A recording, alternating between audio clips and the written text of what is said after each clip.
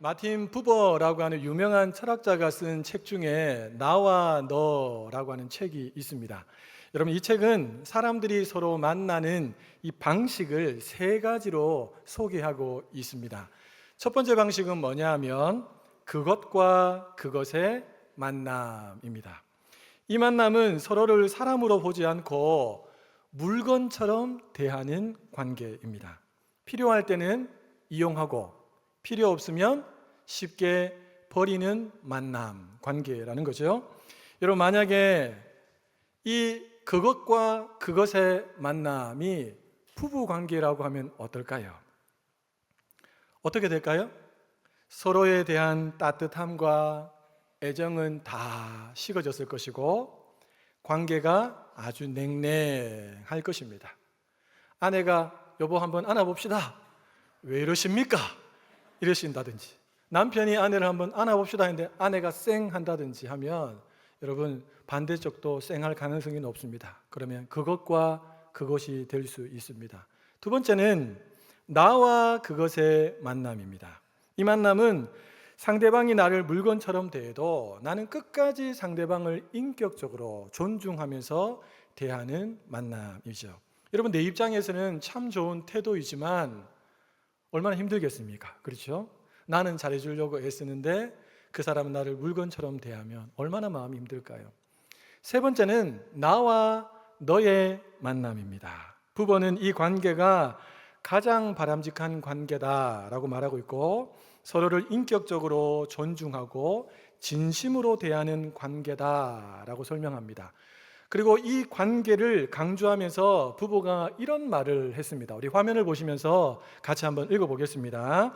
내가 당신을 인격으로 믿어주고 당신이 나를 인격으로 믿어주어도 우리들 사이에는 언제나 그 인격적 만남이 깨질 수 있는 긴장이 있을 수 있습니다. 그렇기 때문에 나와 너 둘 사이는 언제나 인간의 만남을 중매하는 하나의 촉매자가 필요합니다. 여러분, 부부는 그 촉매자를 영원한 너라고 불렀습니다. 이 영원한 너가 누굴까요?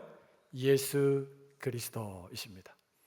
저는 우리 사랑하는 성도님들 간의 관계, 또 가정에서 여러분의 배우자와의 관계, 또 자녀들과의 관계, 형제들과의 관계가 나와 너와의 관계가 다 되시기를 예수님의 이름으로 축복합니다. 여러분, 그 관계를 그냥 가만히 있다고 해서 잘 유지되는 것이 아니고 그 관계에 반드시 잘 이어주는 촉매자가 한 분 필요한데 그분이 예수님입니다. 그러니까 우리가 누군가를 만날 때 내 안에 계신 예수님, 나와 함께 하시는 예수님을 여러분 믿음으로 고백하고 그 예수님을 통해서 상대를 대할 때 서로가 그렇게 대할 때 나와 너의 만남이 지속적으로 이루어지게 될 줄로 믿습니다. 그런 관계들을 많이 만들어 가시기를 예수님의 이름으로 축복합니다. 오늘 본문은 바울이 믿음의 공동체 안에서 가르치는 자 리더와 가르침을 받는 성도가 어떤 관계를 형성해서 교회를 세워가야 하는지에 대해서 우리에게 알려주는 말씀이다라고 볼 수 있습니다. 전문맥과 한번 연결해서 보면 이 말씀은 성령을 따라 행하는 삶, 교회 안에서 리더와 그를 따르는 사람들이 성령을 따라 행하는 삶이 무엇인지를 구체적으로 보여주는 한 부분이다라고 볼 수 있습니다. 여러분, 오늘 말씀은 크게 두 부분으로 나눌 수 있는데요. 첫 번째 부분은 가르치는 자의 의무입니다. 뭐라고요? 가르치는 자의 의무입니다. 여러분, 이것이 1절부터 5절에 나오는 내용인데요. 여기서 가르치는 자는 누구냐면 사도 바울이 갈라디아 교회에 세워놓은 영적인 리더들이었습니다. 바울이 있을 때는 그들이 큰 영향력이 없었지만 바울이 교회를 떠나고 난 다음에는 이들이 바울이 감당했던 모든 사역들을 서로 감당해야 됐습니다. 성도들을 돌보고 또 필요한 가르침이 있다면 가르치는 사역들을 이들이 다 감당했다는 것입니다. 그렇다면 여러분, 이들이 평상시에는 이렇게 가르치고 돌보는 사역들을 잘 감당했다면 1, 2절에 나오는 말씀처럼 위기의 순간, 문제가 생겼을 때 어떻게 해야 되는가? 바울은 오늘 이 부분을 중점적으로 다루고 있습니다. 그 부분은 뭐냐면 책임을 지고 마땅히 리더가 해야 할 일이다라고 볼 수 있는데, 우리 1절과 2절의 말씀을 같이 한번 읽어보겠습니다. 형제들아, 사람이 만일 무슨 범죄한 일이 드러나거든 신령한 너희는 온유한 심령으로 그러한 자를 바로잡고 너 자신을 살펴보아 너도 시험을 받을까 두려워하라. 너희가 짐을 서로 지라. 그리하여 그리스도의 법을 성취하라. 아멘. 바울은 만일이라고 하면서 여러분이 속한 공동체 안에 형제들 중에 누군가가 범죄하는 일이 드러나거든, 여기서 범죄하는 일이라는 것은 우리가 앞서 살펴본 것처럼 육체적인 일, 그 큰 세 가지 일들이 너무나도 확연하게 드러날 때라는 말입니다. 그때 영적인 리더가 책임을 지고, 이 무거운 짐이죠, 이 짐을 지고 감당해야 되는 역할이 있는데 그것이 바로 두 가지다라고 바울은 소개합니다. 첫 번째는 뭐냐 하면 온유한 심령으로 바로 잡는 것입니다. 뭐라고요? 온유한 심령으로 바로 잡는 것입니다. 여기서 바로 잡다는 것은 헬라어 원문을 들여다보면 부러진 다리를 다시 맞춘다는 겁니다. 부러진 뼈를 다시 맞추는 작업을 누가 해야 된다고요? 영적인 리더가 감당해야 합니다. 여러분, 이 일은 잘못하면 큰일 납니다. 그렇죠? 그래서 아주 고도의 집중력을 가지고 애를 쓰고 해야 되는 일이죠. 이 범죄한 일이 드러난 성도를 정죄하는 것이 아니고 그를 회복시키는 것이 목적이다라는 것이죠. 바울은 이 일을 온유한 심령으로 해야 한다.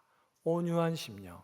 여러분, 온유는 우리가 지난주에 살펴본 것처럼 성령의 9가지 열매 중에서 나 자신과에서 맺히는 열매 중에 하나가 바로 온유였습니다.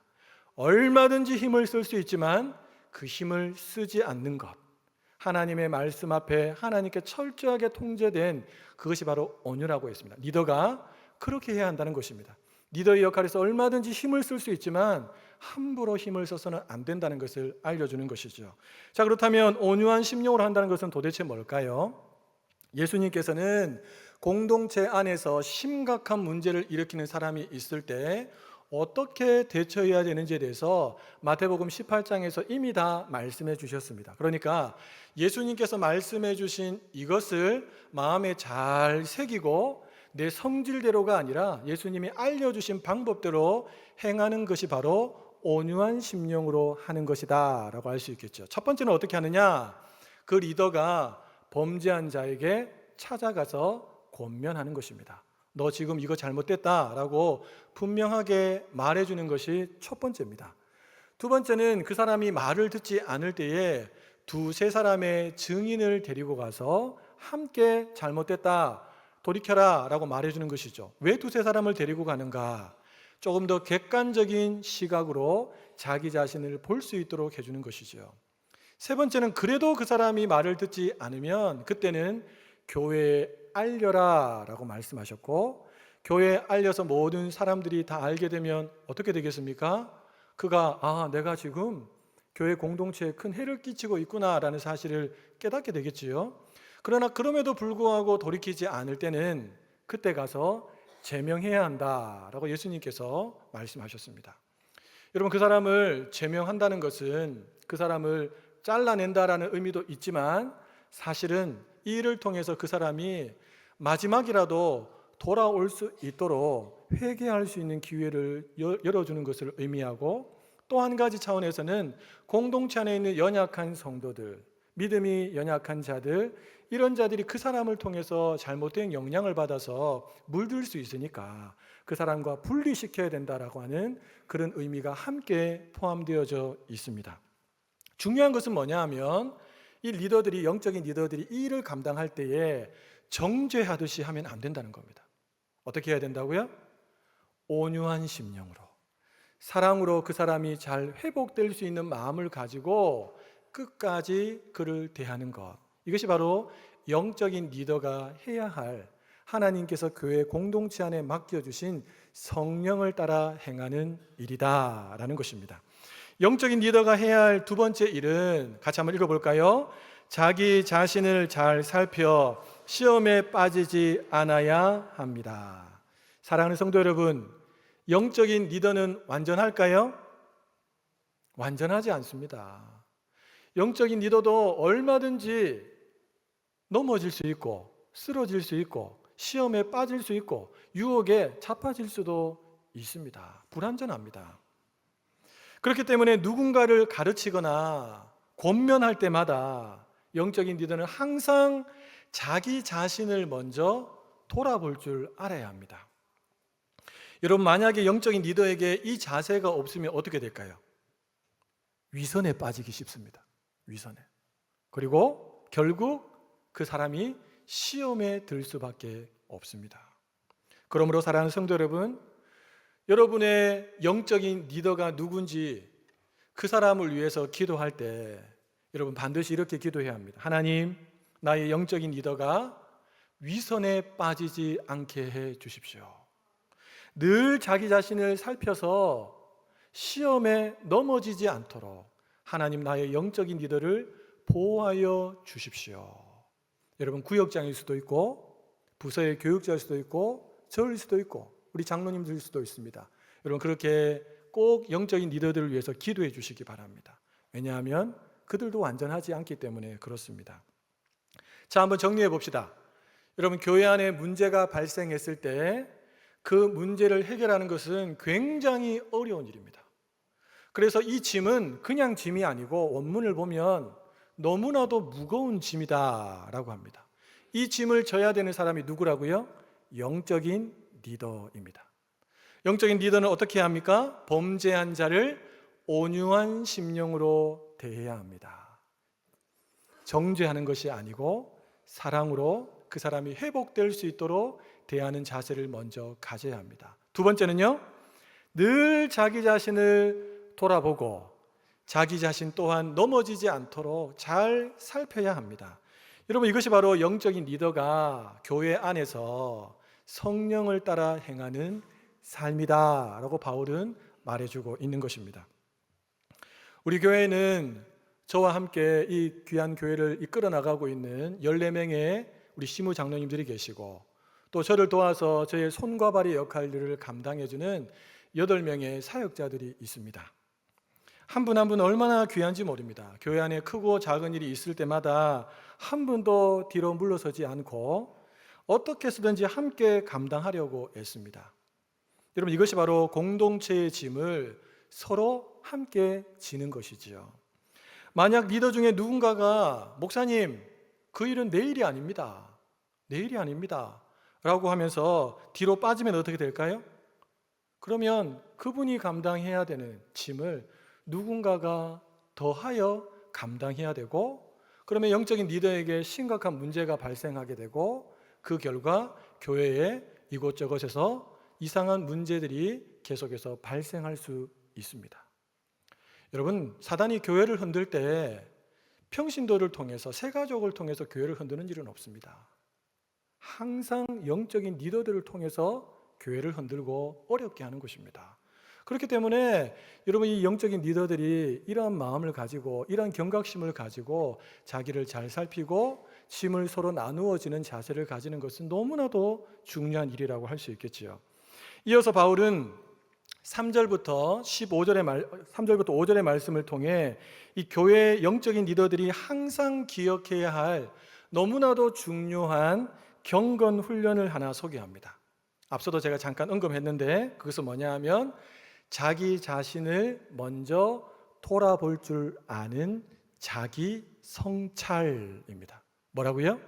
자기 성찰입니다.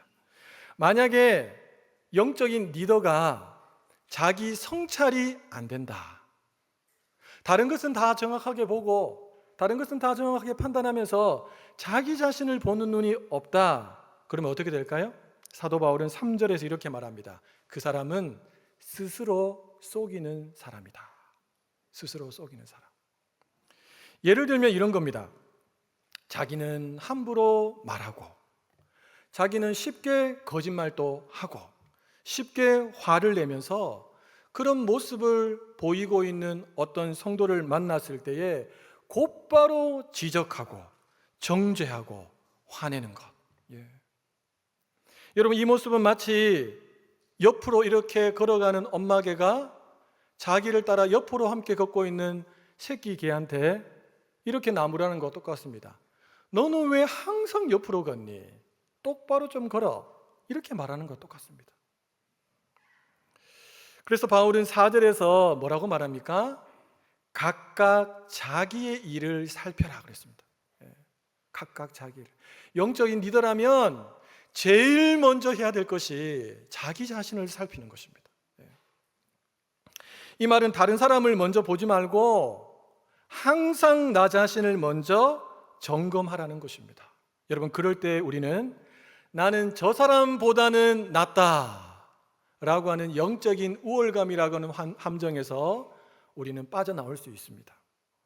여러분, 이것은 단연 영적인 리더들만을 위한 말씀이 아닙니다. 사실은 모든 성도들이 이런 삶을 살아가야 될 줄로 믿습니다.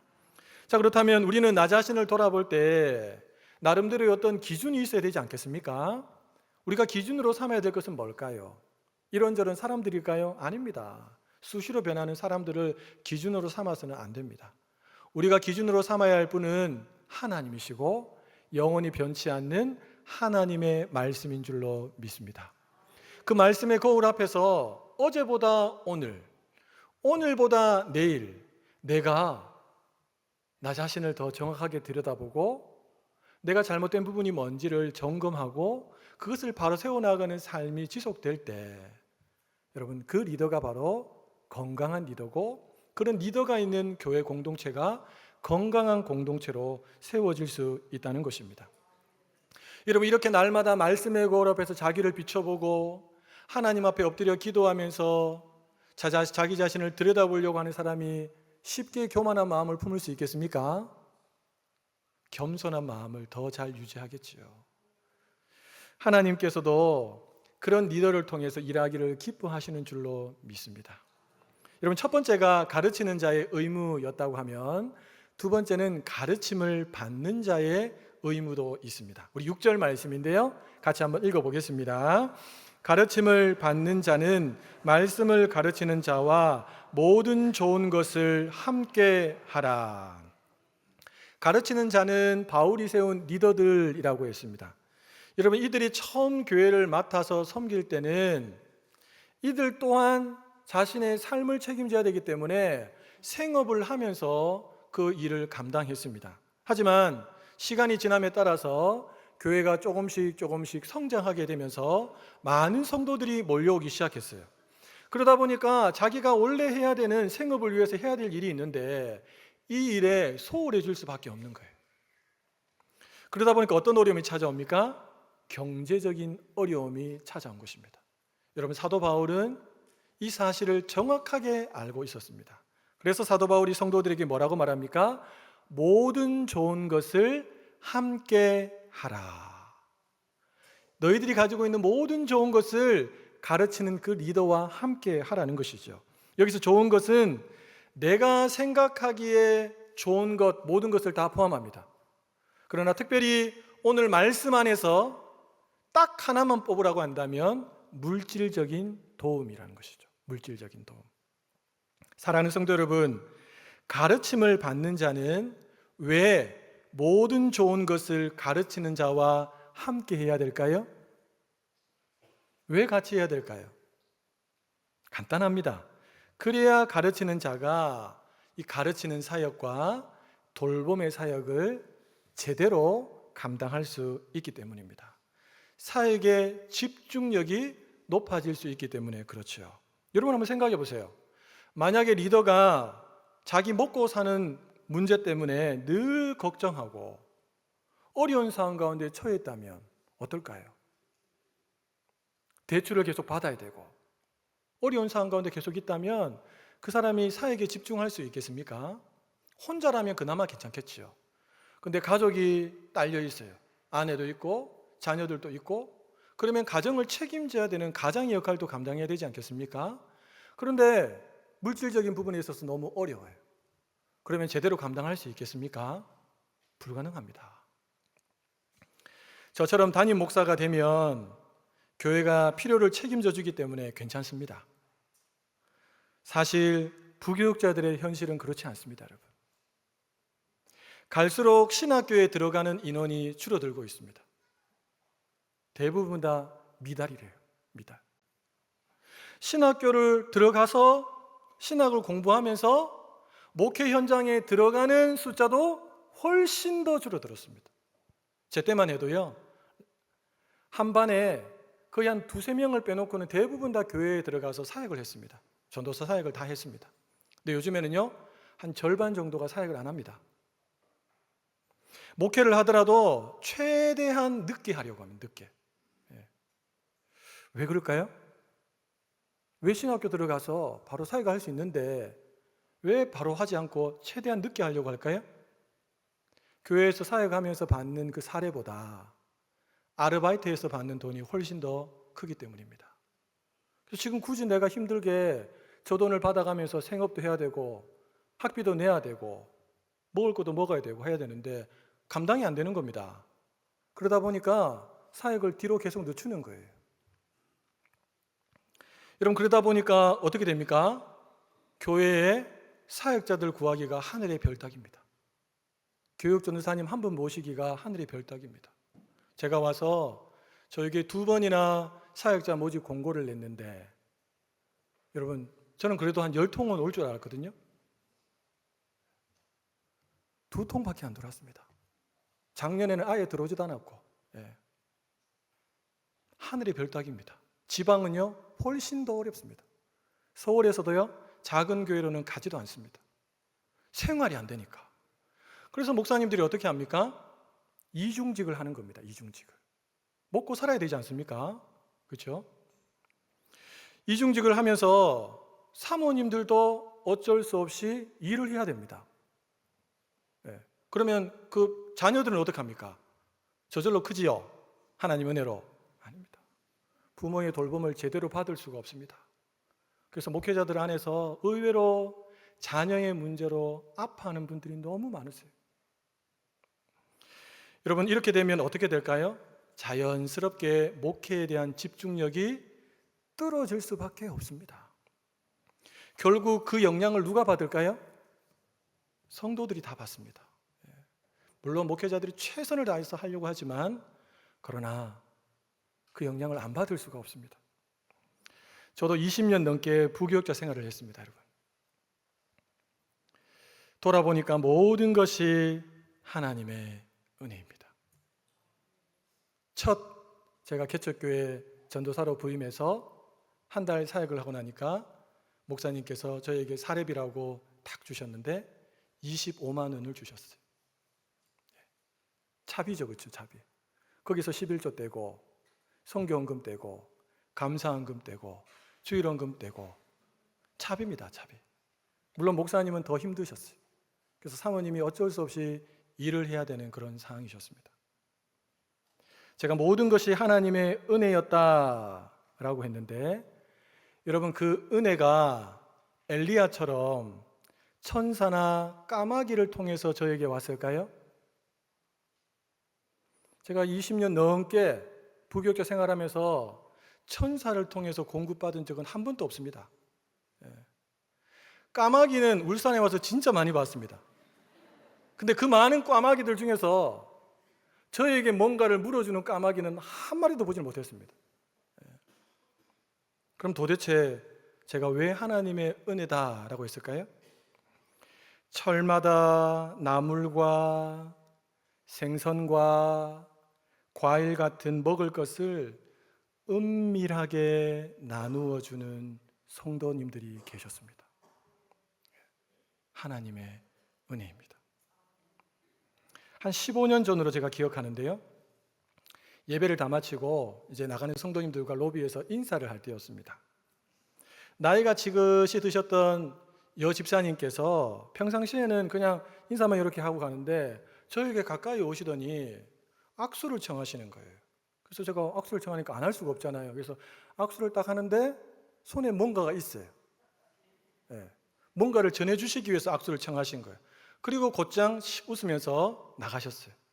그래서 저는 이제 인사를 해야 되니까 바로 펼 수는 없고 손에 쥐고 이제 성도님 인사를 다 하고 뭔가 싶어갖고 다 끝나고 난 다음에 딱 열어봤는데 이 한 손가락 정도 되는 크기의 신문지가 덜덜덜덜 이렇게 말려 있었어요.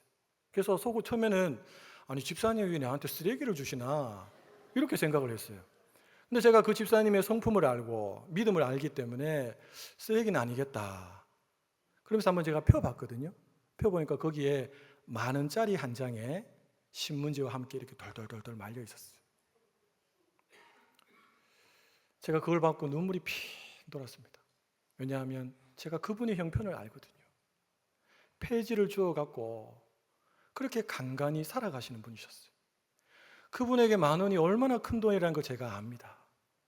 그러니까 마음이 얼마나 짠하고 눈물이 핑 도는지 하나님이 그렇게 위로해 주시고 격려해 주셔서 다시 또 뛸 수 있도록 해주시더라고요. 사랑하는 성도 여러분, 다른 사람이 어떻게 하느냐 그거 너무 신경 쓰지 마십시오. 성령께서 감동을 주실 때에 우리 부교육자들과 여러분이 가진 좋은 것을 좀 나누시기를 바랍니다. 우리 부교육자로 있다가 개척해 나가신 목사님들이 계세요. 여러분들이 계십니다. 그렇죠? 제가 신방을 다녀보니까 우리 성도들 중에 너무 귀하신 분들이 많아요.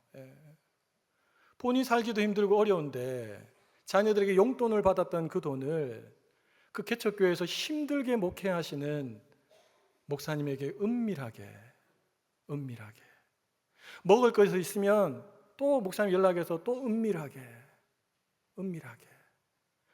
하나님의 통로처럼 그렇게 쓰임받는 분들이 계시더라고요. 여러분, 그것은 단순히 목회자 한 사람을 위로하는 사역이 아니고 그 개척교회를 살리는 사역입니다. 저도 개척교회에 있어봐서 알겠지만 정말 쉽지 않습니다. 오해하실 분이 2분 정도 계실 것 같아서 말씀을 드립니다. 절대 강요 아닙니다. 우리 목사님 무조건 좋은 거 있으면 부교육자한테 다 갖다 바치라더라. 그거 아닙니다. 오해하시면 안 됩니다. 성령께서 감동을 주실 때 억지로 하지 말고 기쁜 마음이 들 때 하라는 겁니다. 그리고 또 하나, 여러분 나보다 나이가 어리다고 여러분 교육자들을 절대로 함부로 대하시면 안 됩니다. 이것은 여러분 그 마음에 큰 상처를 주는 것입니다. 내가 이 말을 꼭 하고 싶지만 굳이 그 앞에서 입을 열지 않는 게 훨씬 더 좋습니다. 여러분 그 한마디 들으면 교육자들이 너무 아파합니다.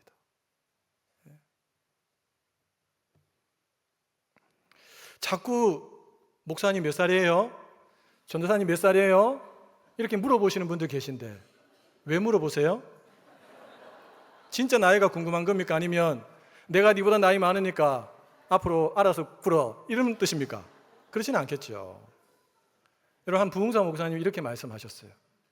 왜 자꾸 교육자들의 나이를 묻냐고. 나이 묻지 말고 항상 나보다 2살 많다고 생각하고 대하라고. 어떻게 보면 여러분들의 아들과 같은 나이고 어떻게 보면 여러분의 동생들과 같은 나이 아닙니까? 근데 그 나이가 아니고 하나님이 여러분을 위해서 세우신 분들입니다. 여러분 그분들을 존중해 주시기를 바랍니다. 저도 부교육자 생활 길게 하면서 이래저래 진짜 많은 분들이 도와주셨거든요. 근데 제가 가만히 앉아서 설교를 다 준비를 마무리하고 가만히 생각해 보니까 제가 거쳐왔던 교회들 중에 큰 부자들이 많았어요. 평생을 걱정하지 않고 살아도 남아있는 돈이 있는 그런 부자들이 있었습니다. 근데 그분들이 섬기는 경우는 거의 다 없었어요.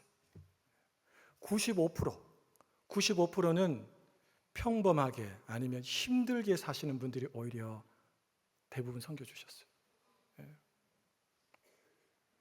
여러분이 그렇게 존중해주고 좋은 것을 함께 나눈다고 해서 여러분 부교육자들이 마음을 높이거나 타락하거나 욕심을 품지 않습니다. 오히려 하나님의 위로와 격려인 줄 알고 감사하는 마음으로 어떻게 하면 내가 좀 더 잘 섬길 수 있을까 이걸 고민합니다. 제가 아침마다 우리 교육자들하고 하고 아침마다 경건회를 하거든요. 말씀을 나누고 기도하고. 그래서 제가 한 분 한 분 알아가는데 너무 귀한 분들이세요. 예. 이분들은 성도님으로부터 사랑을 받았으면 그냥 이렇게 움켜쥐고 그렇게 해도 되는데, 형편을 봤을 때 그렇게 하지 않고 본인들도 어려운데 더 어려운 성도들에게 그걸 가지고 들고 나가서 나누더라고요. 여러분, 이것이 성령을 따라 행하는 삶이요 서로의 짐을 져주는 아름다운 모습인 줄로 믿습니다. 여러분, 생각해 보세요. 교회 안에서 이런 영적인 선순환이 계속해서 일어난다. 여러분, 하나님께서 주목하시는 교회가 되지 않겠습니까?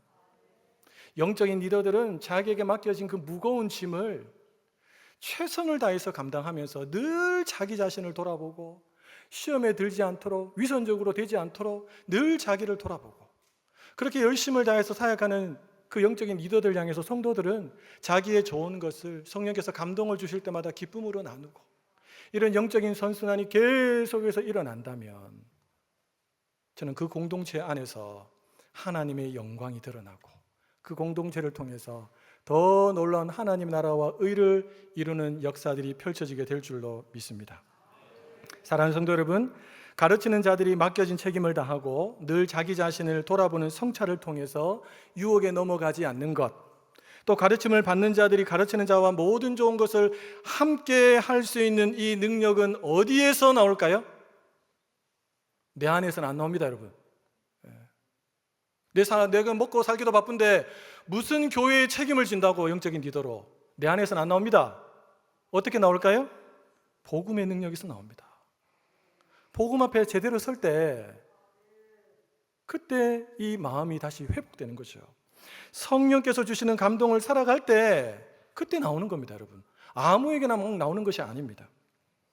따라서 우리가 해야 될 일이 뭡니까? 영광스러운 이 주님께서 피 흘려 값주고 사신 이 교회를 우리가 더 아름답게, 더 건강하게 세워서 더 많은 영혼들을 구원하여 주께로 인도하기 위해서 우리가 해야 될 일이 뭡니까?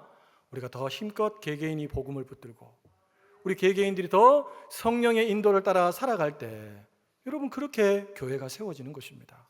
다른 비결이 있으면 저에게 좀 알려주십시오. 제가 그 비결대로 해볼 테니까. 다른 비결이 없습니다. 우리 합동교단은 사순절을 지키지 않습니다. 다른 교단에서 저희 교회로 오신 분들 계실 텐데 합동교단은 사순절을 지키지 않습니다. 그 대신에 고난주간은 지킵니다. 여러분, 내일부터 고난주간이 시작되지요. 이번 한 주간은 새벽마다 나를 위해 십자가에서 죽임당하시고 이런저런 많은 고난을 겪으셨던 예수님의 사랑, 그 복음을 함께 나누기를 원합니다. 혹시 여러분들 중에 식어버린 열정, 희미해진 복음의 능력 가운데 겨우겨우 영적으로 숨만 쉬고 있는 분들이 있다면 새벽을 깨워서 이 자리에 나오시기 바랍니다. 하나님께서 예배해 놓으신 은혜가 여러분 개인과 교회 위에 있는 줄로 믿습니다. 여러분, 그 은혜를 우리가 받아서 우리가 먼저 영적으로 회복되어져야 되고 그 상태에서 그 회복된 모습으로 교회를 섬길 수가 있는 것입니다. 여러분, 성도는 절대 나 혼자 배부르고 나 혼자 잘 되는 것으로 만족해서는 안 됩니다. 그 사람은 교회를 모르는 겁니다. 하나님 왜 저 사람보다 나에게 이것을 더 주시고 저것을 더 주신 줄 아십니까? 그것을 가지고 주의 몸된 교회를 섬기라는 하나님의 명령입니다. 하나님께서 새벽마다 흘러넘치는 은혜를 부어주실 텐데 여러분, 새벽을 깨워서 이 자리에 나오셔서 그 은혜로 충만해지셔서 성령을 따라 행함으로 교회를 여러분 때문에 더 아름답게 세워가시고 하나님 나라를 더 확장시켜 나가는 귀한 사역 가운데 한 분 한 분 다 쓰임받게 되시기를 예수님의 이름으로 축복합니다.